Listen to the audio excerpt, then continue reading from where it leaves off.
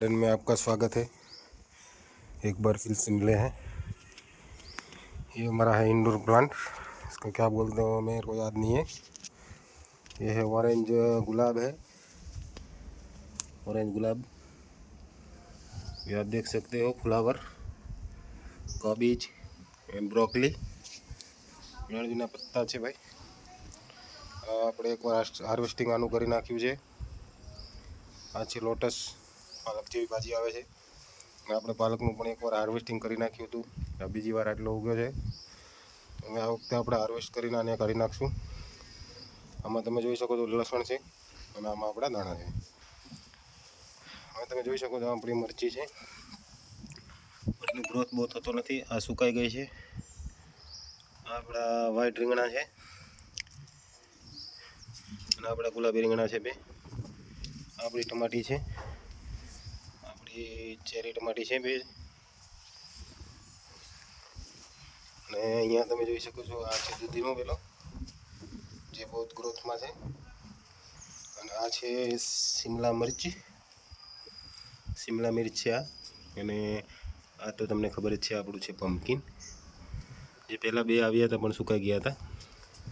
અત્યારે તમે જોઈ શકો છો એક આવડું થઈ ગયું છે અને બીજું નાના પણ આવી રહ્યા છે નવા નવા। તો એટલા માટે જ આપણે એને હવે અત્યારે થોડુંક ટોનિક આપવાનું છે। તો એની માટે આ છે સરસોની ખલી આવે છે, અને 2 ચમચી લેવાની છે।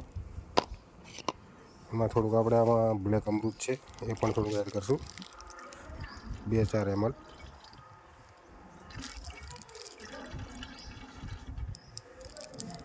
તો થઈ ગયું છે 2-4 ml। હવે આમાં આપણે પાણી ભરી દઈશું।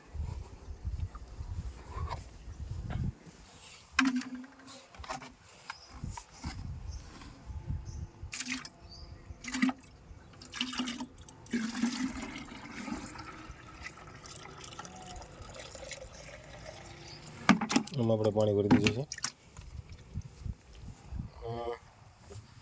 એને આપણે દૂધીમાં પણ થોડુંક આપીશું સરસોનું પાણી, જેમાં ઘણા બધા તત્વો હોય છે। એને થોડુંક આપણે હલાવીશું, થોડુંક અહીંયા પણ આપીશું શિમલા મિર્ચમાં, અને હવે આપણે પમ્પકિનમાં પણ આપીશું।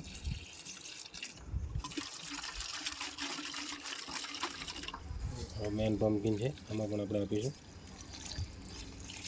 સરસોની ખલી।